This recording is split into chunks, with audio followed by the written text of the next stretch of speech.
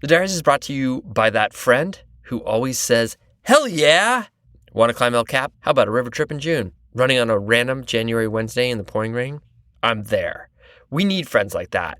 And here at the Diaries, we've got them. They're called Diaries Plus members. 2 years ago, we didn't know if we'd make it. We weren't going to run ads for online gambling because you know what? That's stupid.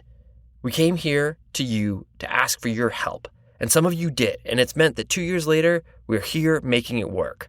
But we have a vision where we thrive, not just survive, where we continue to be ambitious and bring our message of outdoor connection and friendship and community to the next generation. So if you believe in that, if you are someone who can say, "Hell yeah," please consider becoming a member of the Diaries Plus. Link is in the show notes and on our website.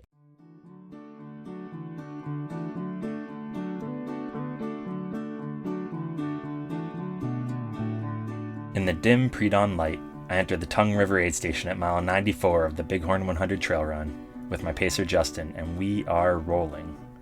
I've got just 6 miles to go, and the dirt road into the small town of Dayton, Wyoming is all that stands between us and the finish line.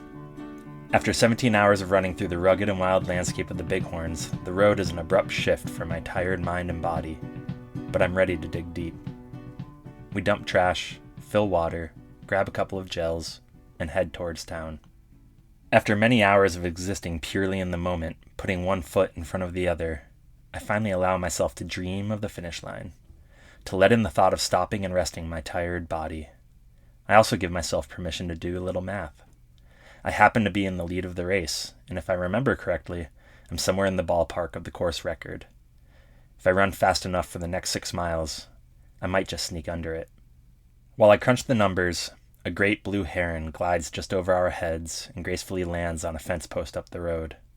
My chest tightens, and I catch my breath as I am transported from this dusty road back to a humid summer afternoon in rural northeast Ohio. I'm 15 years old. The opposing team leads by 3 runs with 2 innings to go. My team, the Pirates, is up to bat.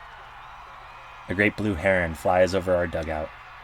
Its shadow moves across the dirt of the infield diamond, the meticulously cut grass of the outfield, then over the tall green fence toward the wetlands just beyond. We stop and crane our necks watching it fly by.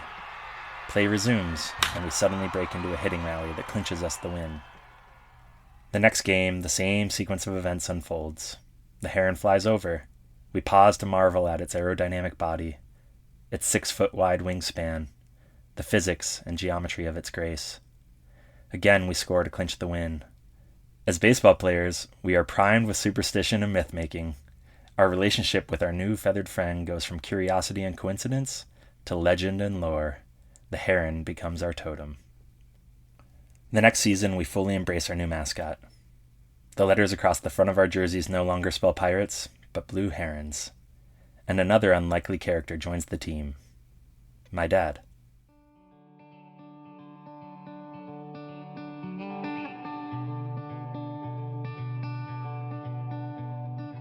It's important to note that my dad was not your normal baseball dad.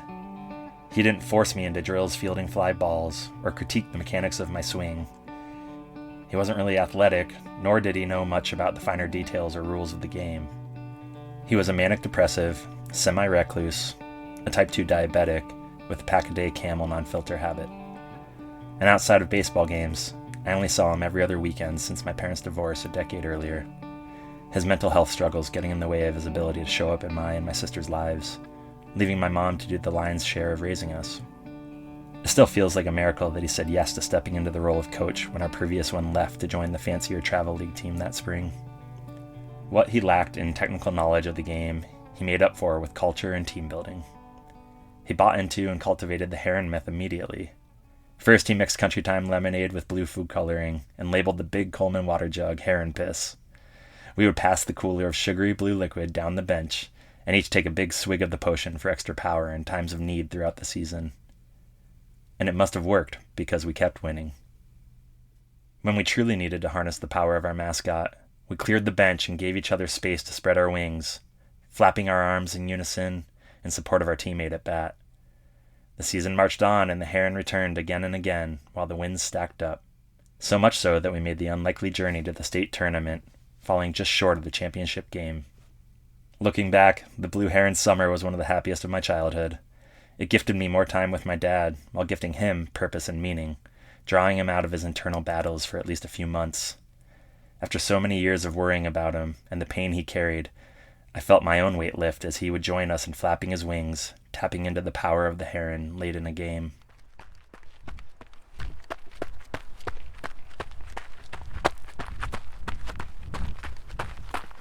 The wave of nostalgia crests and fades, and I'm back in my tired body on this never-ending dirt road. My legs threaten to quit and walk off the job. I can't blame them, as the working environment I've forced them into since yesterday is a potential human rights violation. Just a little longer, I plead with them. We pass the regal bird. I expect it to float away from us in its unhurried fashion, but instead it spreads its large wings and heads down the road to land on another fence post ahead, coaxing us towards the finish. Tears well up in my eyes as I realize this bird isn't going anywhere. Beyond the baseball diamond, the heron continued as a key figure in our family story. For years, I called my dad every time I saw one. This connection was a stable point of joy and meaning amidst the greater struggles. My dad's depression often got the best of him, and being the coach of a Little League team was unfortunately an outlier in his behavior. While working as a social services administrator for the county, his panic attacks got so bad that his coworkers would have to call an ambulance to take him to the hospital on more than one occasion. Sometimes I would come over to his house and the furniture would be broken, new holes in the wall. He just couldn't hold the pain anymore. My concern for him grew so large that he had to explicitly tell me he would never consider suicide. What a thing for a child to bear. Amidst his trials, he showed up in the ways he could. When my passion for baseball morphed into running in the mountains after years of living out west, his excitement was palpable. His sole trip to Montana coincided with my first ever attempt at the Bridger Ridge Run in 2007, a classic 20-mile mountain run traversing the Bridger Mountains just north of Bozeman. When I unexpectedly finished in the top 5, he was beside himself with emotion. I still have the front page of the following day's Bozeman Daily Chronicle. The main photo is a picture of the two of us.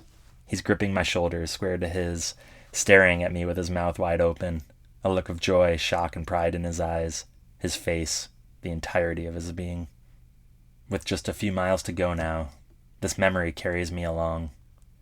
The bird has officially become another pacer, hopping ahead after we pass it, over and over, showing the way. I'm so tired and raw that the emotions rise to the surface. I've often had strong urges to both cry and laugh in sheer exhaustion while nearing the finish line of an ultra. There's a cathartic release in no longer having the energy to hold back the joy and the sorrow. I felt closest to my truth in those unfiltered moments. While rewarding, they are not easy to come by, sometimes taking 95 miles to get there.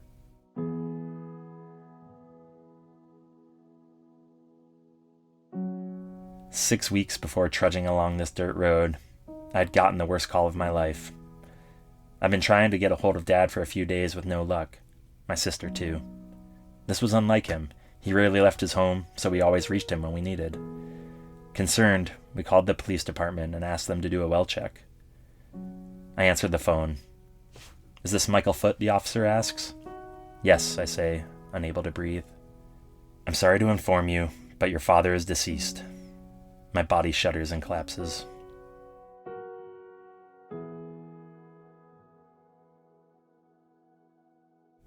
Two days later, I'm on a plane. Money was tight, so I had to ask for a discounted bereavement ticket, which could only be granted after providing proof of my dad's passing, the administrative burden of death already rearing its ugly head. My sister and I clean out his tiny apartment. The majority of his few belongings go directly to the dump. I keep a corduroy hat that smells like him. His sweat. His cigarettes. They took his body, but a bloodstain remains on the kitchen floor where he collapsed from the massive heart attack, his third and final, that took his life. After ignoring it for as long as possible, I finally get down on my hands and knees and scrub the dark red crust from the yellowed linoleum. I will myself not to feel anything. Holding both breath and tears, the armor goes up, an experience I'm unwilling to have. I leave my body. 6 weeks after the trip home, 6 weeks after the small gathering to honor his life, a lunch with only 5 other people in attendance, 6 weeks after the phone calls with the bank trying to access his meager $1,400 in savings in order to pay for his cremation.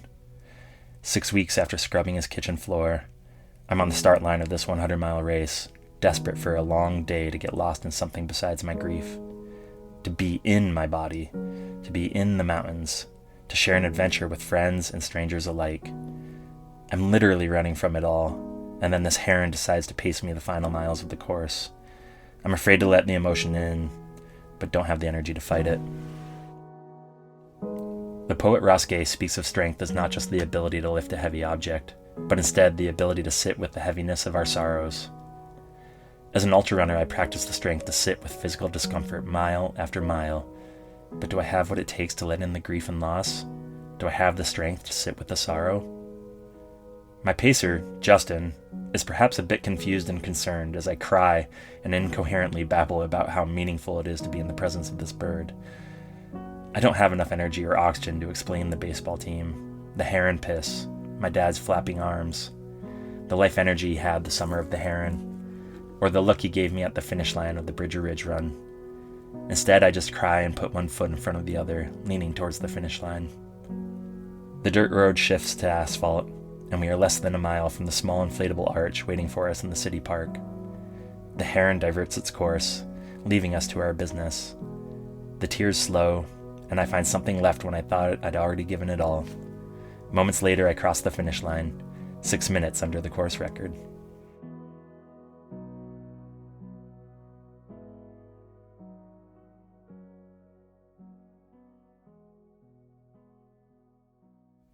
Time passes, and the heron continues to visit me during pivotal life moments. I see it just before numerous big races. It flies over on my wedding day. It waits for me on the far shore of the Colorado River after a risky swim across its strong current while chasing an FKT in the Grand Canyon. And it greets me on unremarkable days as well. I always stop what I'm doing to appreciate our shared moment. A decade after his passing, in the Bighorn 100, my wife Katie and I prepare to welcome our first son into the world. In the months before his birth, I had an elusive fear I couldn't name, a tense, embracing feeling in my body with the thought of his arrival, more acute than the general fear of entering parenthood. After 20 hours of heroic labor, Katie brought him into the world. Holding him as he took his first breath, I felt the fear come to a fever pitch, and I was suddenly able to name it. I realized that I wasn't afraid of becoming a parent, but terrified of passing on my worst traits to him. My dad struggles with mental health, and in recent years, my own depressive tendencies have emerged. I was afraid to perpetuate the struggle. I feared passing on the unnecessary suffering. The thought threatened to consume me. Instead of bracing or running from the thought, I soften.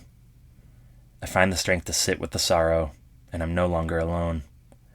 I'm every parent who ever lived who met their child and immediately feared passing on their hereditary burden.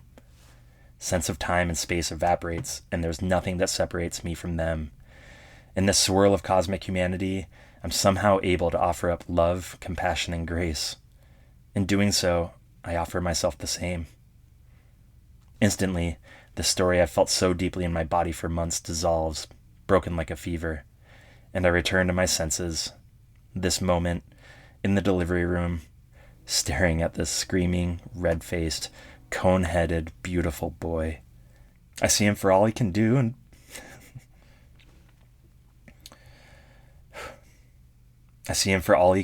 be in spite of the things I fear and cannot control. His story will be the one he chooses to live. Tears of joy and gratitude spill down my face and onto my trembling, smiling lips. A couple hours later, we write his name onto the birth certificate. Jack Heron Foote.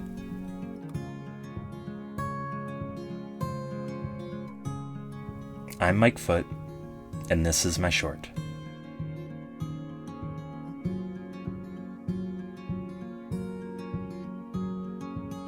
After the break, another short. And a heads up, this one is a bit frank about how babies are made. So if you're tuning in with younger listeners, you might want to skip this one. Otherwise, stay with us.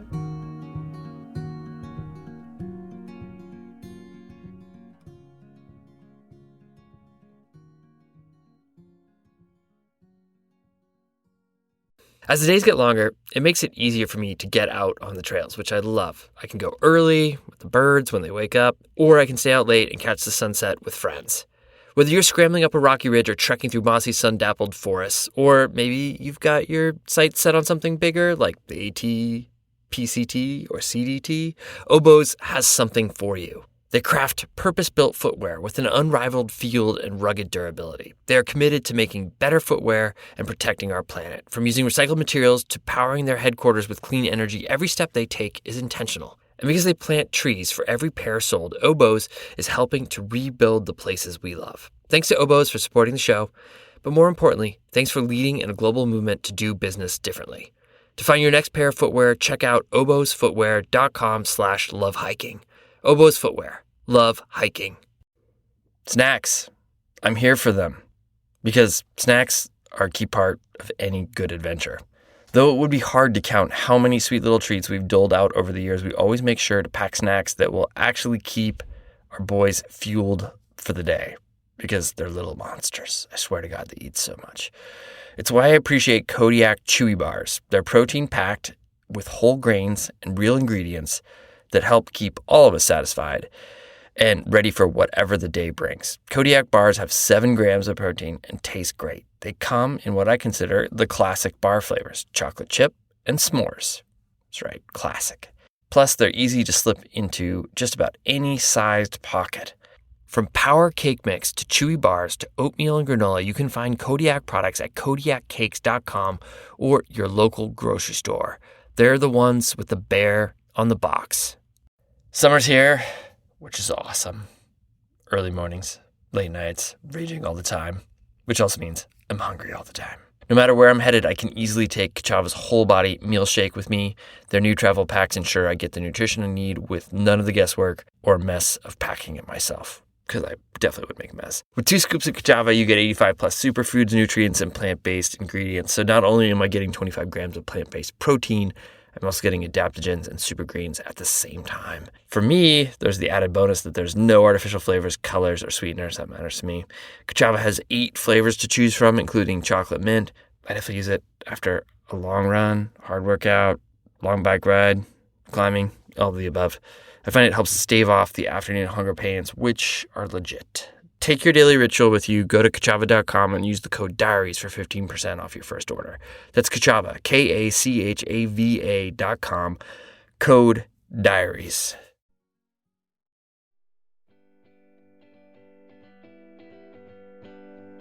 My best friend warned me, one day you'll see a baby and want one.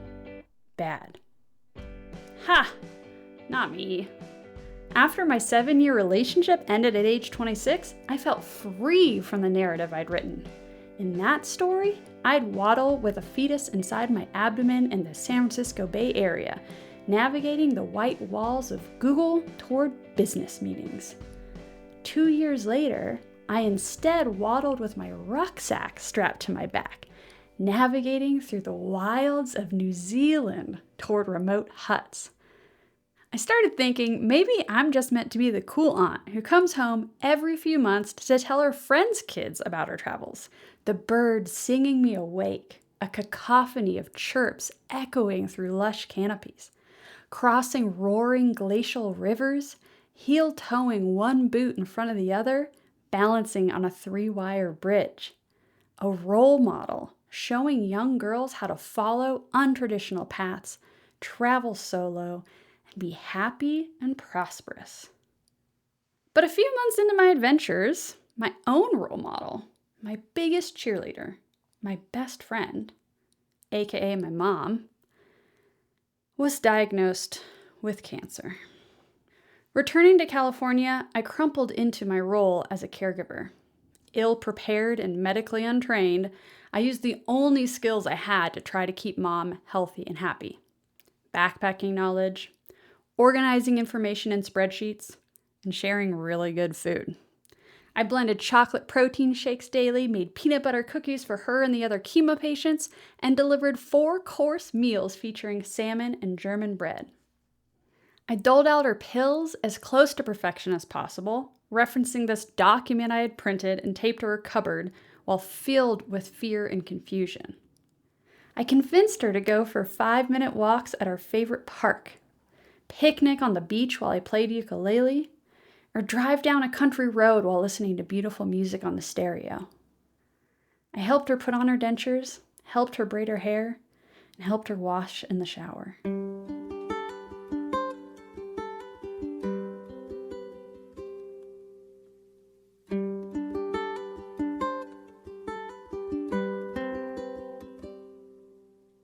And no matter what I did, the cancer spread. It slowly took away the most important person in my life. Just 4 months after I paused my travels, there was no eager future grandma for my hypothetical child. Grief-stricken, I did what anyone else would do. I devoured all 3 books in the 50 Shades of Grey series, applied to jobs I didn't want, drunk texted unrequited inappropriate messages to a cherished friend, and of course, then I thru-hiked the John Muir Trail.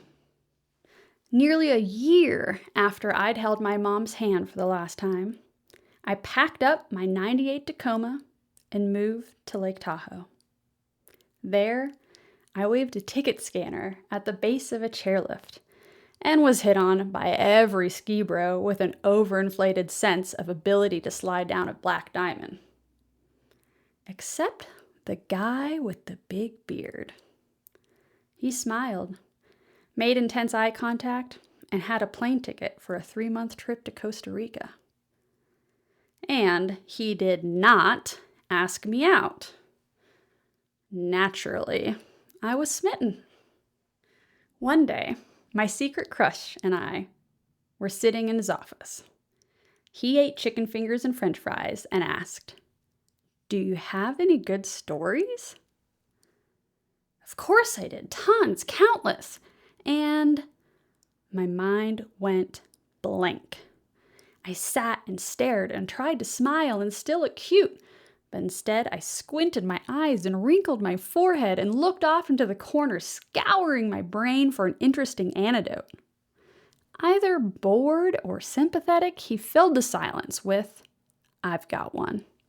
He told me about a volcanic cave not too far from where we worked, up higher in the mountains, so big and deep you could actually sleep in there.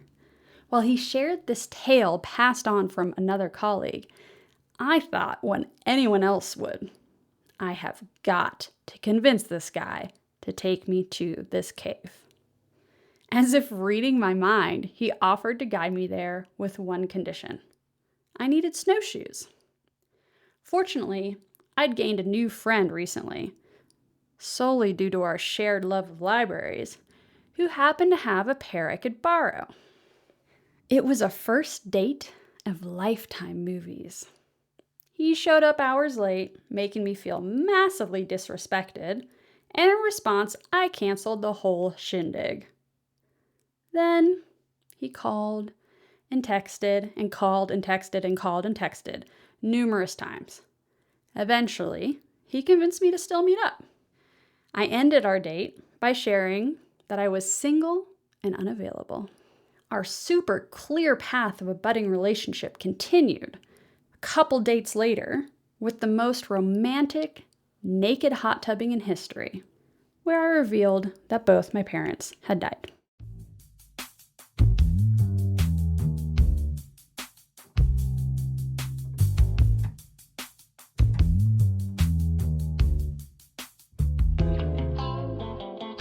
Eventually, by date 4, we trudged through the snow to another cave, this time a snow cave he'd built. After a freezing but unforgettable makeout session over champagne and charcuterie, we returned to the luxurious employee housing dorms. We ripped off clothes like gift wrap on his leopard print blanket that covered his twin-sized bunk bed.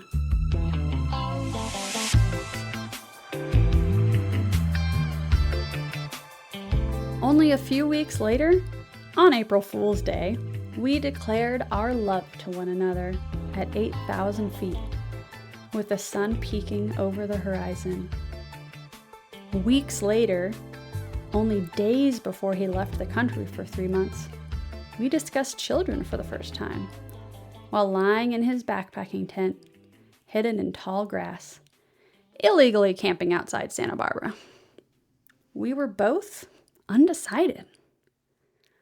Well, we both were until my friend's prophecy was realized.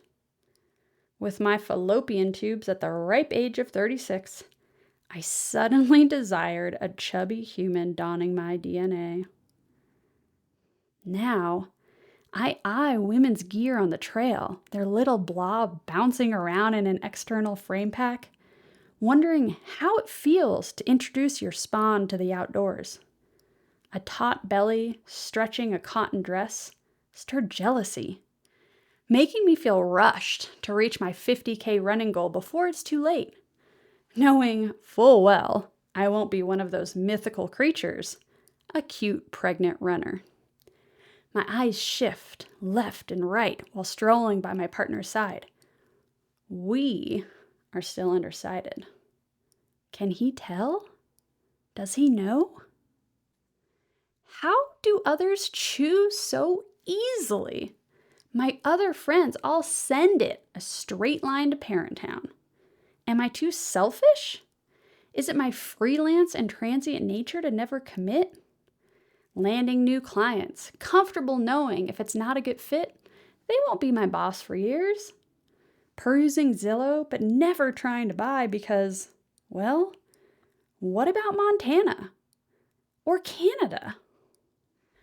While my running tights shoosh, shoosh, and my hydration bottles blubble, blubble, a trail running symphony, I think of all the reasons to forever swallow the tiny white pills punched from a tinfoil pack. After procreation, do silicone toys, strappy lingerie, and screaming profanities disappear? Will that little creature be my boss, in charge of my schedule?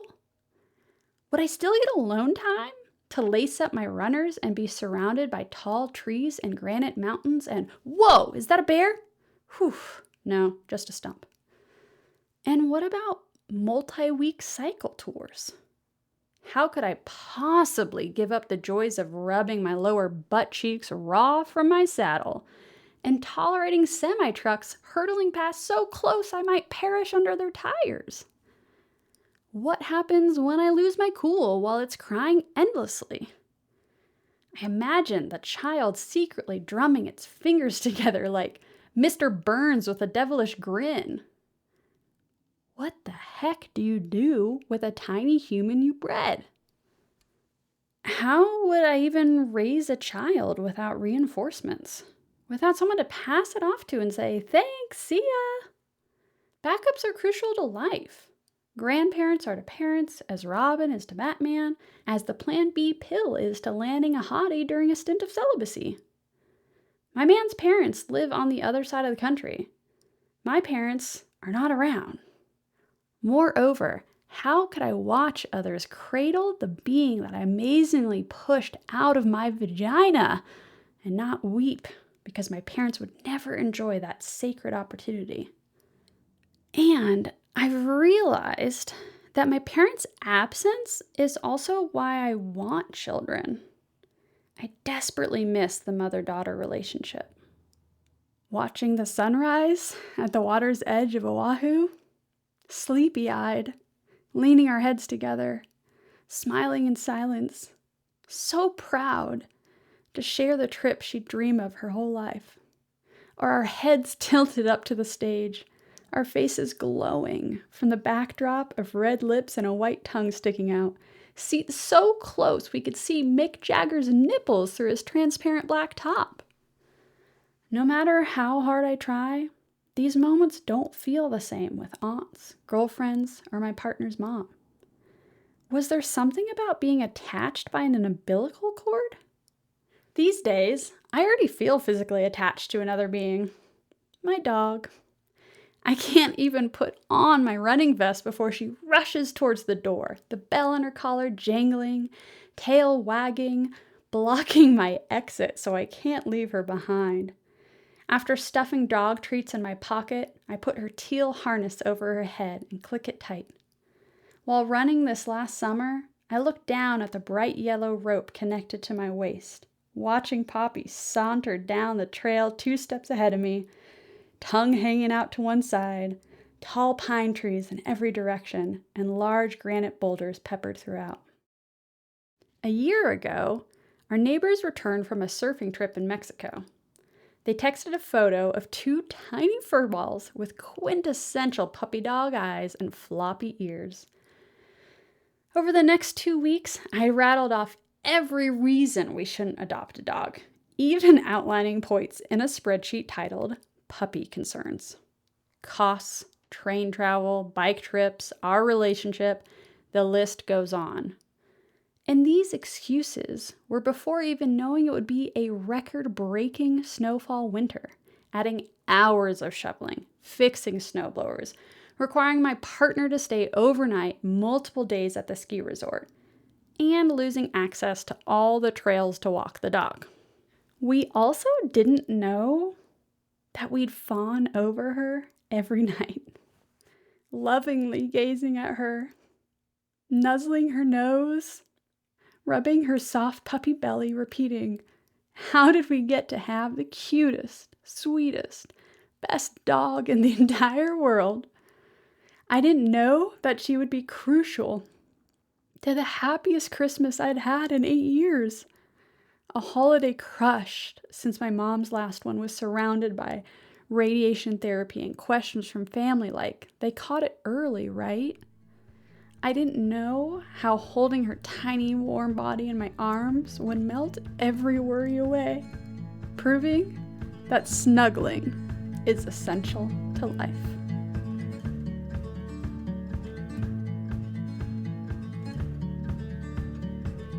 In the last few months, she's been well trained enough to run off leash. The joy I see as she leaps and sprints ahead down the trail, bolting away before pausing and looking back to see me slogging behind, then bouncing back toward me when I call. It gets me out of the house with runners on my feet more than any other motivation in my life. Now, I run to play and have fun with her. That's my new why. But she's just a dog, right? I can't fathom what I might glean from an offspring formed by my man's potent 34-year-old sperm squiggling into my barely vital 37-year-old egg. Amidst all this uncertainty, there's also the ticking time clock. It's not actually in my control to conceive. If I'm fortunate enough to watch a plus sign appear on the plastic stick, it'll be a geriatric pregnancy. My 6 strands of gray curly hair shooting out from my sweaty scalp while I curse everyone who told me. It's worth it.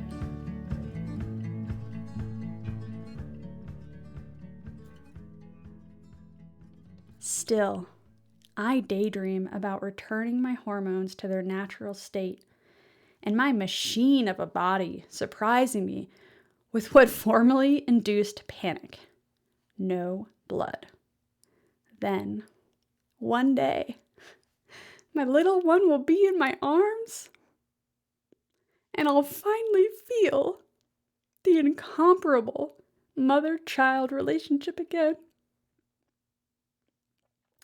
And like when I cared for my mom, I'll also sacrifice my freedom. I'm just scared. But I've been scared before. Afraid to quit my job at Google. Terrified to return home to care for my sick mom. Anxiety-ridden to travel alone after she died. Petrified to admit I liked a guy, letting him see my broken heart.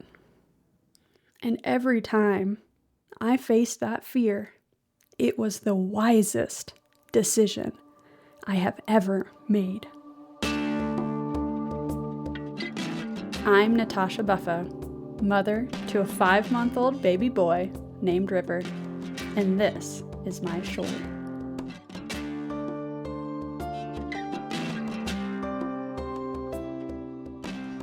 Thank you, Mike and Natasha, for sharing your shorts. We really appreciate it. Thank you. Our stories come from friends of friends, and from you, our community. If you have a compelling idea for a guest or a story lead, please give us a shout. You can email us at editor@ducktapethandbeer.com. Thanks to the folks who have recently become Diaries Plus members, and to those of you who continue to support the show. It is the difference between us being here and not. You make this show accessible to others for the rest of the community. If you want to join, if you want to become a part of that group powering the show, please, there's a link in the show note. Join. We'll be eternally grateful. Want another way to help? Write us a review on Apple Podcasts. It helps others find the show. Music today from Tigers in the Sky, Alabasi, Pure Passion, Jesse Sittenberg, Serene Sloth, Brittany Pava, Terry Christoph Meyer, Dear Nora, and Brendan O'Connell. The tracks are courtesy of the artists or Track Club. Jacob Bain and Nis Koto composed our theme song. You can find the artists at our website, dirtbagdiary.com. This episode was produced by Lauren Delany Miller with additional production help from Becca Call and Daniel Jungworth. Illustration by Walker Call. Becca Call is our executive producer. I'm Fitz Call, and you've been listening to the Dirtbag Diaries. Thanks for tuning in.